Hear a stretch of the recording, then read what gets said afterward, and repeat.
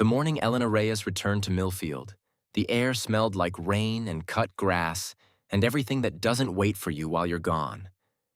She drove a rental car, a black one, clean and quiet, the kind that doesn't belong on a street like Crestwood Avenue. She parked 2 houses down and sat for a moment before she got out, watching the house she had left 7 years earlier the way you watch something you're not sure you have the right to approach anymore. The house looked different, not bigger, not remodeled, just cared for. The porch railing that had been leaning when she left had been straightened and repainted. The garden along the front walk, the small one she had always meant to tend and never did, was growing with something deliberate. Marigolds. Someone had planted marigolds. She told herself she was ready. Much she had rehearsed this. She had a lawyer. She had documents. She had the kind of financial position that, in most rooms, ended conversations before they needed to start. What she did not have, what she had not once thought to prepare for, was the sound that reached her through the open side window before she even reached the gate. Her sister's laughter. Mia, 17 years old, laughing in a kitchen that wasn't supposed to feel like home. Elena stood at the gate and listened. And something in her chest, something she had kept in a very small and carefully managed space for 7 years, cracked open the length of a hairline fracture. She had not known it would sound like that. If this story is already pulling at something in you, I hit the like button and subscribe to Quiet Kind, and drop a comment below telling me where in the world you're watching from. She was just a woman coming back. She had no idea what she'd come back to. Keep watching. Marcus Reyes was 41 years old, and he had spent the last 7 years learning, with the slow and deliberate patience of someone who has no other option, how to be enough. He had not been trained for this. No one had handed him a manual. When Elena left, on a Tuesday in March, when Mia was 10 and Marcus was 34, and the two of them had been fighting about money and distance, and the kind of quiet resentments that accumulate like silt in a marriage, neither person is entirely certain they should have started. She had not said goodbye to her sister. She had simply left. And the note she left on the kitchen table was 14 words. Marcus had memorized them without meaning to, the way you memorize things that cost you something. I can't do this anymore. Take care of Mia. I'll send money. She had not sent money. Not consistently. Not for long. But she had left Mia. Left a 10-year-old girl sitting on the couch in her pajamas watching television, waiting for a sister who was not coming back that night. And Marcus had stood in the doorway with the note in his hand and made a decision he would never once reconsider. He sat down next to Mia on the couch and asked if she was hungry. She had said yes. He made scrambled eggs, because that was what he knew how to make at 11 o'clock on a Tuesday night when the world had just shifted sideways beneath him. And they ate at the kitchen table without talking about Elena, because there was nothing to say about Elena that a 10-year-old needed to hear at 11 o'clock on a Tuesday night. That was how it started. Marcus worked at Halverson Mechanical, a mid-sized HVAC and plumbing services company on the eastern edge of Millfield, where he had been a licensed technician for 9 years. He drove a white service van with a dent in the rear fender he had been meaning to fix for 3 years and never gotten around to. He wore his company uniform 5 days a week, dark gray pants, a collared shirt with the Halverson logo stitched above the left pocket, and he was good at his job the way people are good at things they do with their hands and their attention, without drama, without needing anyone to notice. After Elena left, he picked up a second shift, weekend emergency calls, the kind of work that meant a cracked phone screen at 2 in the morning and a van in a stranger's driveway by 3.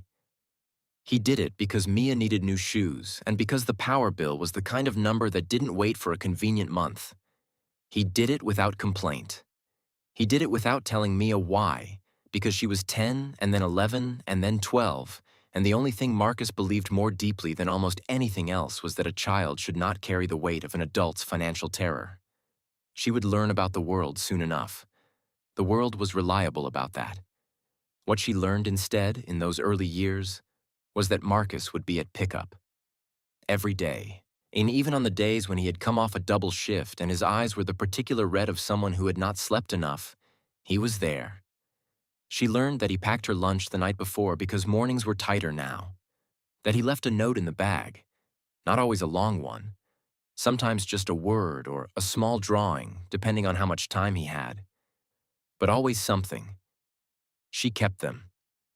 He found out later, when she was 15, that she had kept every single one in a shoebox under her bed. He had not known what to do with that information except stand in the doorway of her room for a long moment, and then walk away before she noticed him. He was not a man who cried easily. He was the kind of man who had learned to carry things quietly, which is a different skill entirely. Mia Walker.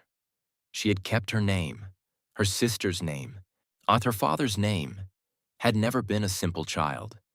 She had been complicated even at 10. The kind of girl who asked questions with the precision of someone expecting the real answer and could tell the difference when she wasn't getting it. She had her parents' intelligence and her sister's stubbornness and something else. Something Marcus could not quite name but recognized as entirely hers. A quality of witness, of noticing things without announcing that she'd noticed them. She noticed when Marcus sold the truck and bought the older car that cost less to run. She was 12. She didn't say anything. She noticed when he stopped ordering takeout and started cooking, which was a gradual shift that coincided with a season when the second shift slowed and the numbers got quieter. She didn't say anything about that either. But she started drifting into the kitchen while he cooked, standing at the counter with her homework, and at some point the standing became helping, and the helping became her own small repertoire of 3 things she could make better than he could. She told him this plainly at 13, one evening after she had made pasta and he had said it was good. "I make it better than you, you know." He had said he knew. She seemed satisfied with that. By the time she was 15, the shape of their household had become something neither of them had intended but both of them relied on. It was not a conventional family. Marcus was not her father. He had never pretended to be, never tried to replace a figure she had lost or a relationship she'd never quite been given. He was something else, something harder to name and more durable. And the person who showed up, the person who answered the phone at midnight, the person who sat across from the school counselor and said quietly, without explanation, "Mia is doing fine. Here is what she needs." He had fought for her twice in the legal sense and quietly every other day in the way that doesn't get recorded anywhere. He had not heard from Elena in 4 years when the letter arrived. It came through a law firm, a good one, with an address in the financial district of a city 3 states away. And it was 4 pages long and very precisely written. It said, in the careful language of people who have paid to have things said carefully, that Elena Reyes, née Walker, was requesting a formal reunion with her sister Mia Walker and wished to discuss the matter of Mia's future residence and long-term welfare. Marcus had read it at the kitchen table on a Saturday morning. Mia was upstairs sleeping in, which she did on Saturdays with the dedication of someone recovering a debt.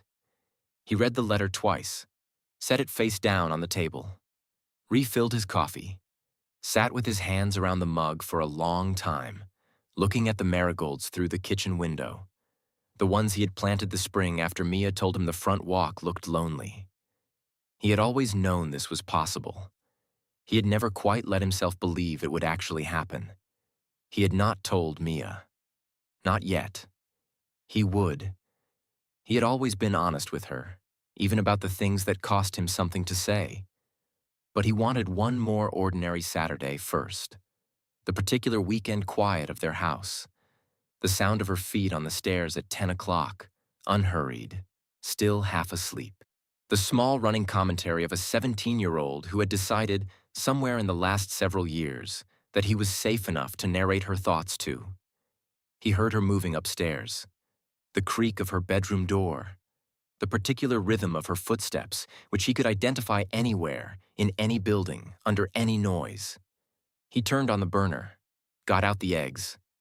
By the time she appeared in the kitchen doorway, socks, oversized sweatshirt, her hair braided to one side in the loose way she wore it at home, The pan was already warm.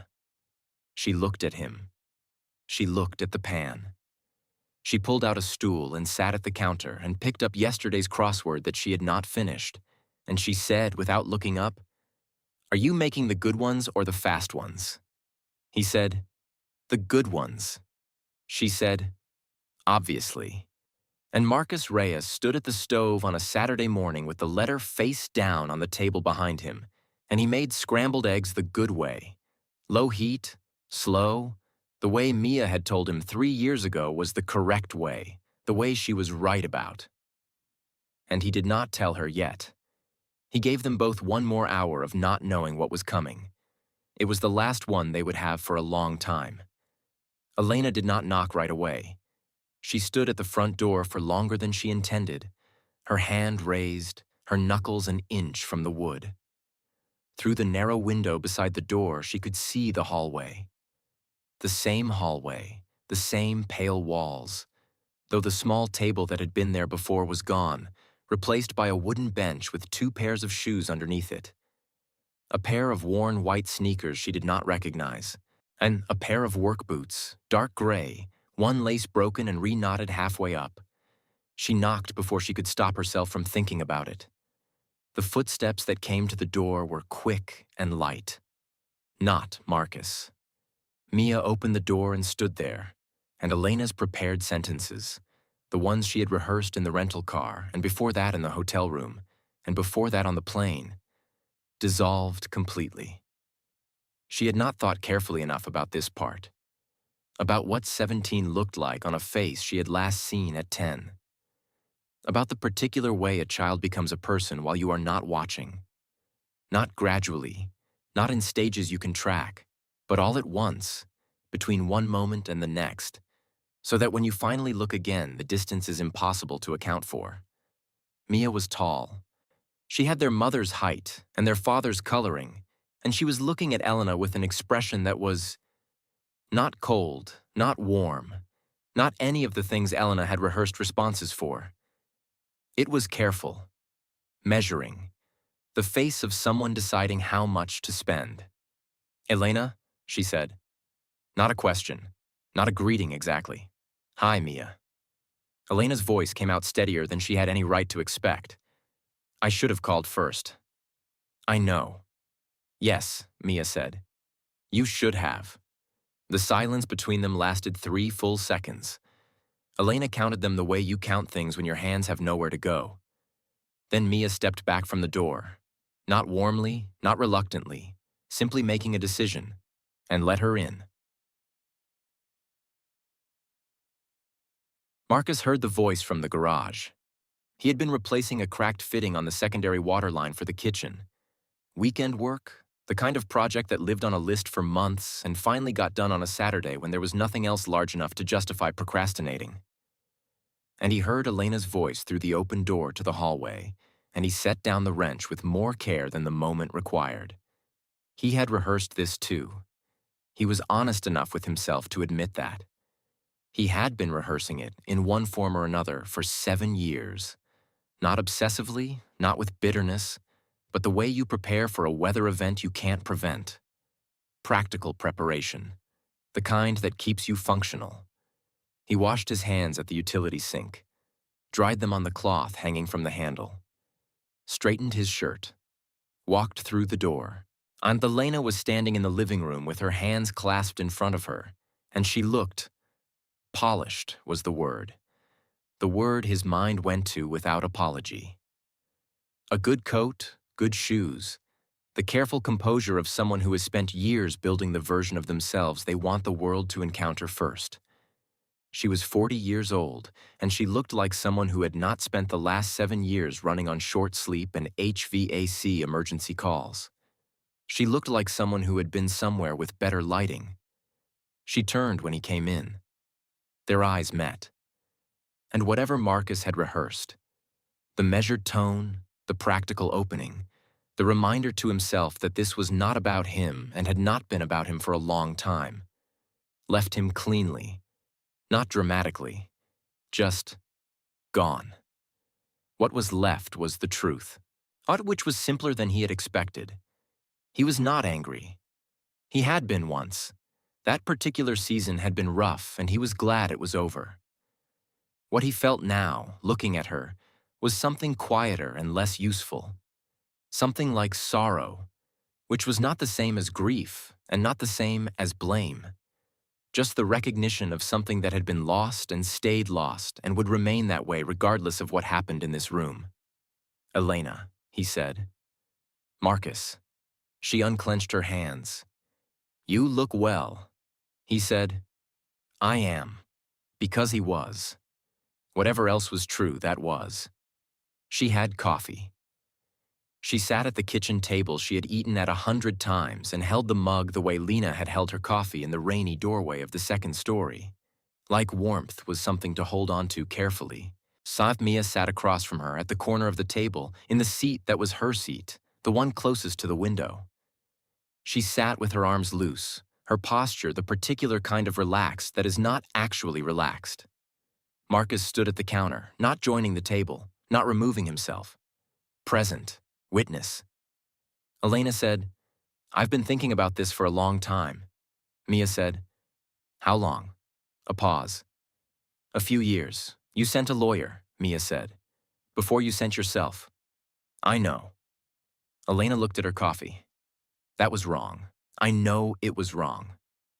"Why did you?" "Because I didn't know if Marcus would—" She stopped. Started again. "I wasn't sure of the reception." Mia turned and looked at Marcus. He saw her look. He gave her the small, barely there nod that was their shorthand for, "I'm fine, keep going." She turned back. "You didn't know if he would let you in," she said. "That's what you meant." "Yes. He let you in," Mia said. "He always would have. That's the thing about him that you probably don't remember." The sentence landed in the room and stayed there. Elena absorbed it without flinching. To her credit, Marcus thought. Whatever else was true, she did not flinch. "I know," Elena said quietly. "Do you?" "Mia, I'm not trying to be cruel," Mia said. "I just want to be clear." She leaned forward slightly, her elbows on the table. "You sent a letter from a law firm. It said future residence and long-term welfare. I'm 17. I've lived in this house for 7 years. What does that mean exactly?" Elena looked at her sister for a long moment. And then she said the thing she had come to say, the thing the lawyer had advised her to introduce gradually, with context, and with the financial details first to soften the shape of it. "I want you to come live with me, Mia. I have a home. I have a good life now. I can give you things. College, security, You want me to leave," Mia said. "I want you to come home. This is my home." The words were not shouted. They were not even said with particular force. They were simply placed on the table the way you place something that belongs there.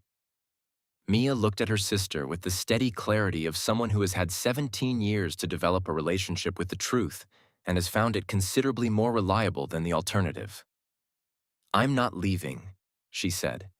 "I want you to know that from the start. Whatever you've come here to ask or to argue, the answer is already no. Not because I hate you, I don't, but because I know what a home is, and I know who made this one. And I'm not leaving it for a house in a city I've never seen with a person I don't know anymore." Elena looked at Marcus. He held her gaze. He said nothing, because it was not his moment to say anything, because this conversation belonged to Mia, and it always had. "Marcus," Elena said. Her voice had changed. Something in it had slipped. The composure she had walked in wearing had developed a seam. "Please," he said. "She's told you what she wants, Elena. She's 17. She's 17, he agreed. And she's been telling people what she wants and having them actually listen to her for most of those 17 years. He said this without heat. I'm not going to override that. Not for you, not for anyone."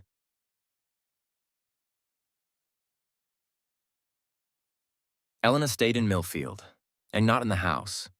She checked into the Fairfield on Route 9. But she stayed. She had not planned to. She had planned to have the conversation, navigate the logistics, begin the process. She had a return flight booked for Sunday evening. She did not take it. Instead, she found herself, on Sunday morning, sitting in the coffee shop on Millfield's main street, the one that had been a hardware store when she lived here and had been converted sometime in the intervening years, with a cup of something overpriced that wasn't as good as what Marcus had made from his kitchen, and her phone face down on the table, and her hands folded in her lap. She was trying to understand what had happened. She had expected resistance. She had prepared for Marcus to be difficult, for there to be some version of bitterness, of territory, more of a man who had spent 7 years building something he was not going to yield gracefully. She had consulted with her lawyer about the possibility of a legal intervention. She had the financial documentation. She had the argument about stability and opportunity and what a 17-year-old deserved. What she had not prepared for was Mia, not the fact of Mia's refusal. She had considered that too, abstractly, as one possible variable. What she had not prepared for was the quality of it, the steadiness. The girl who sat across from her in that kitchen and said, "I'm not leaving the way people say true things." Without performance, without drama, with only the simple authority of someone stating the coordinates of where they actually stand. She had not prepared for the girl her sister had become. She had not allowed herself to think too carefully about what 7 years of being raised by Marcus Reyes might have built. Because thinking carefully about that required thinking carefully about what she had left behind when she left. And that was the room she had kept locked for 7 years with very good reason. She opened her phone. She looked at the last message she had sent Mia. Through the lawyer, formal, procedural. She looked at it for a long time. Then she opened a new message. No lawyer, no letterhead, just her name and a blank screen. She typed, "Can we talk again? Just us, no agenda." She sent it before she could revise it into something safer. The reply came 4 minutes later. 4 minutes was long enough for Elena to order another coffee and drink half of it and set it down and pick it up again. The reply said, "Coffee shop on Main, 1 hour. I'll come to you." Elena looked at the message, set her phone down, looked out through the window at Millfield's main street, at the ordinary Sunday morning moving past. A man walking a dog, a couple with a stroller, a delivery driver double-parked in front of the bakery, and felt something she had not felt in this town in a very long time. The particular terrifying sensation of something not yet decided. She had come back here believing the important variables were in her control. The money, the house, the legal standing, the prepared argument. She had built a life out of controlling variables. It was how she had rebuilt herself after she left. After the leaving. After the guilt. Not after the first year of telling herself she would go back soon, and then the second year of telling herself the same thing with less conviction, until the conviction wore away entirely and left only the facts. That she had gone, and Mia had stayed. And Marcus Reyes had raised her sister into the person who had just looked across a kitchen table and told her plainly that the home was already chosen. What Elena had not controlled for was this: that the person she had abandoned might have been so well loved in her absence that coming back would not feel like rescue. It would feel like something she didn't have a word for yet. She was still searching for it when she looked up and saw Mia push open the coffee shop door. Mia ordered black coffee and did not look at the menu. She sat down across from Elena with the ease of someone who had been in this chair before, which she had. Marcus brought her here on Sunday mornings sometimes, after the farmer's market 2 blocks over. And she folded her hands on the table and looked at her sister with the same careful, measuring expression she had worn at the door. "You stayed," she said. "I stayed," Elena said. "Why?" Elena thought about the prepared answer. The one about wanting to understand, about needing more time, about the importance of the relationship. She had several versions of it. She discarded all of them. "Because I watched you walk away from me yesterday," she said. And I realized I'd been watching you walk away from me for 7 years, and I was the one who left. Mia was quiet. She turned her coffee cup once in her hands. That's the most honest thing you've said since you got here, she said. I know. Why is it easier now? Because yesterday I was trying to win something, Elena said. And it didn't work. And when the thing you were trying to do doesn't work, sometimes what's left is just what's actually true. Mia looked at her for a long moment. Something in her expression shifted. Not warmly, not yet, but the way ice shifts in early spring, just the first suggestion of movement. I don't hate you, Mia said. I told you that, and I meant it. But I need you to understand something. She paused, choosing her words with the precision Elena was beginning to recognize as entirely characteristic. When you left, I didn't understand what had happened. I was 10. I thought I'd done something. I thought if I was good enough, quiet enough, easy enough, you'd come back. I'm Mia. I'm not finished, not harsh, just clear. I thought that for about a year. And then Marcus sat down with me one night. I must have been 11. And he said, your sister leaving had nothing to do with you, not one thing. He said it more than once, in different ways, until I actually heard it.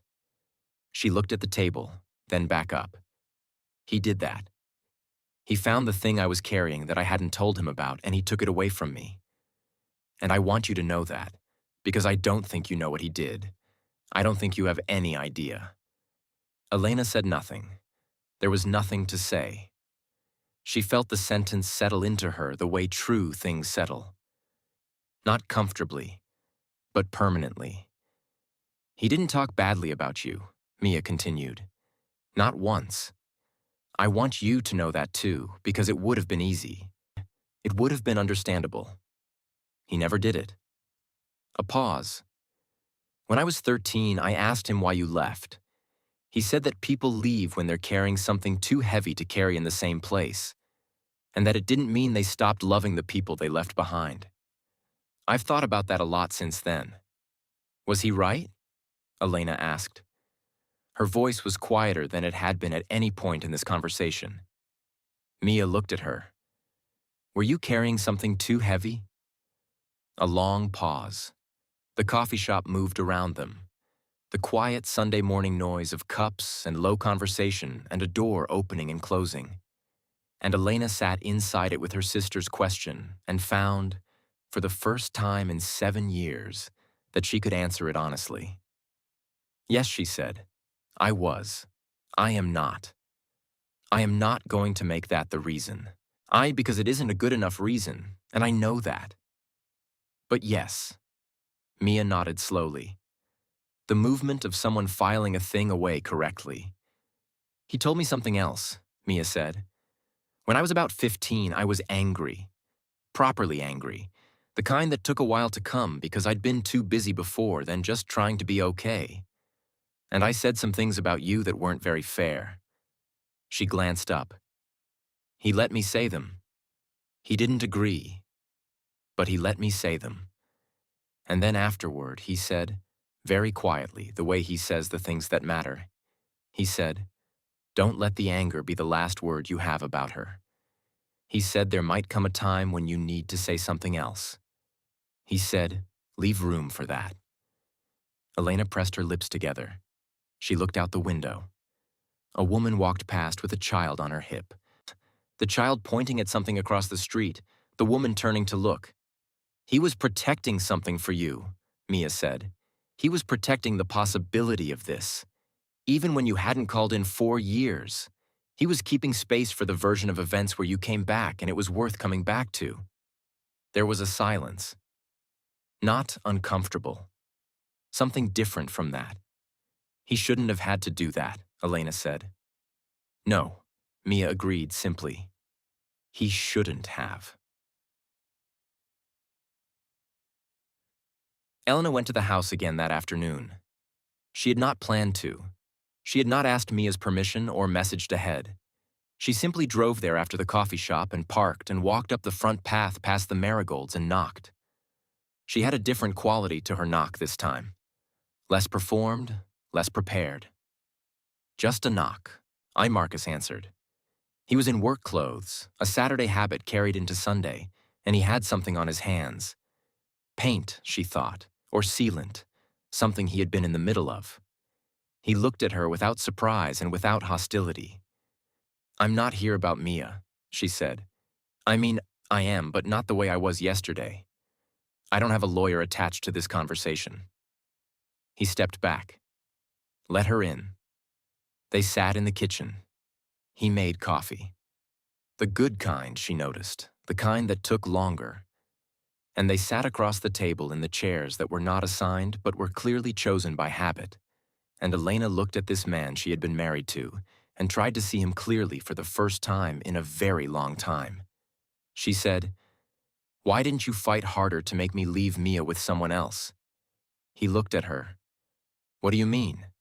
You could have called her grandparents. You could have involved the state. She wasn't your legal responsibility." A pause. "Why did you just keep her?" Marcus turned his coffee cup once in his hands. The same gesture as Mia, Elena noticed. The same gesture. "Because she was scared," he said. "And she was 10. And she was sitting on my couch." He said it as if the logic were unassailable, which to him, she understood, it was. There wasn't a version of that night where I put her somewhere else. She wasn't yours. "No," he said, "but I was available. And she needed someone available." Elena looked at him for a long moment. She said, "I think I came back here to take her from you. I want you to know I know that now. I told myself it was about her future, her opportunities, and some of it was. I genuinely believe she deserves more than I gave her.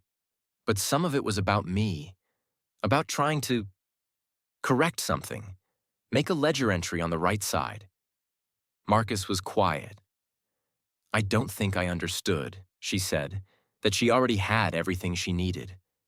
I didn't let myself think about that, because if I thought about that, I had to think about what it meant, what I had been able to be and chose not to be, and what you were instead." He said carefully, "I'm not interested in a competition with you, Elena. I know you're not. That's the point." She looked at her hands. "You're not doing this to hold it over me. You've never been doing it for anything except her. I know that. Mia knows that." A pause. "She keeps your lunch notes in a shoebox under her bed." Something crossed Marcus's face that he didn't try to hide. He looked out toward the window, at the garden, for a moment. I didn't know she told you that," he said. "She did," Elena said. "She was telling me what you are to her. What this place is." She looked at him steadily. "I'm not going to fight you. I want you to know that. The lawyer is done. I'm going to go home, and I'm going to find a different way to do this. A slower way, if Mia will let me." He looked at her. "Have you asked her?" "Not yet." "Ask her," he said. "Ask her what she wants. She'll tell you." A quiet beat. She always does. Mia was in the garden when Elena came back.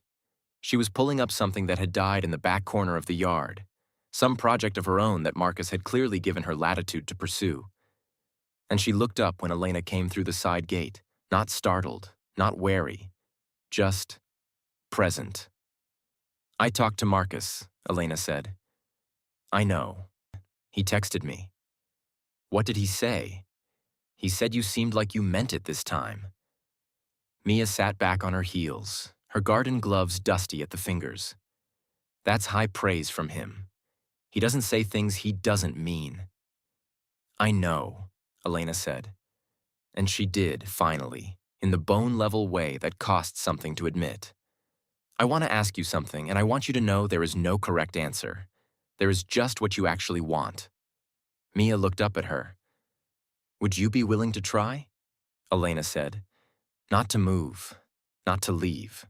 Just to try. Phone calls, visits, slow. You set the pace. You tell me when it's too much." She paused. I know I don't deserve the chance. I'm asking anyway because leaving without asking would be doing the same thing I did 7 years ago. Making a decision on your behalf without consulting you. Mia looked at her for a long moment. The garden was quiet around them. Through the kitchen window, Elena could hear Marcus moving inside. The particular domestic sound of someone doing something ordinary. The kind of sound she had not heard in 7 years and had not known she missed. Yes, Mia said. We can try. She pulled off one garden glove and then the other. But I need you to understand something first. What? Mia looked at her with the same steady clarity she had worn since the beginning. This is my home. Marcus is my family, not my father. I know what he is and what he isn't, and so does he, and we've never pretended otherwise. But my family. She met her sister's eyes. You can be family too.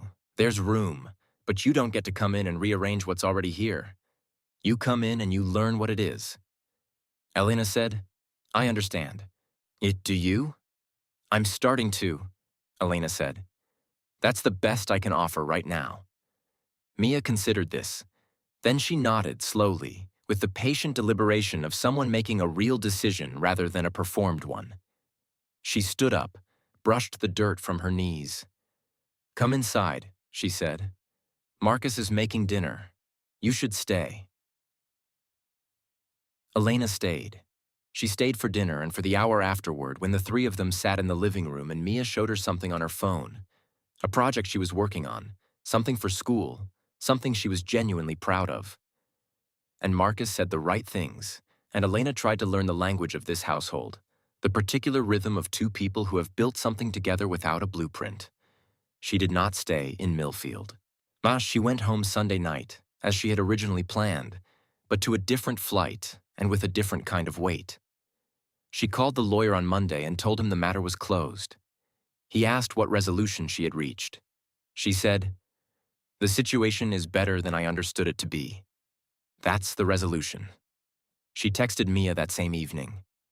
A short message, nothing strategic, just, thank you for the yes. I'll try to deserve it. Mia replied, You don't have to deserve it. You just have to show up. 3 words that sounded like Marcus. Elena suspected they were. She thought about that for a long time afterward. The way a man who had every reason to teach a child bitterness had taught her this instead. The way he had kept the door open for a woman who had left it swinging year after year, quietly, but without telling anyone he was doing it. Not because he owed it to Elena. He didn't. Because Mia deserved to have the choice when the time came. That was the thing about Marcus Reyes. He thought about what people deserved even when those people hadn't thought about it themselves. He made room for outcomes he wouldn't benefit from. He planted things knowing he might not be the one to see them grow. The Marigolds, the lunch notes in a shoebox, 7 years of showing up. The door left open. There is a kind of person who does the right thing quietly, without audience, without the expectation of return.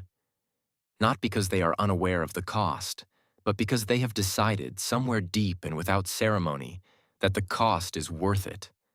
Not for what it earns them, for what it makes possible. Marcus Reyes was that kind of person. The world is better at being unfair to people like him than it deserves to be. It is also, occasionally, watching. Thank you for sitting with this story all the way to the end. The people who stay for the whole story are the ones who understand it. If it moved you, the videos on your screen right now are waiting to do the same. And if you haven't subscribed yet, come home. Quiet Kind has a story for you.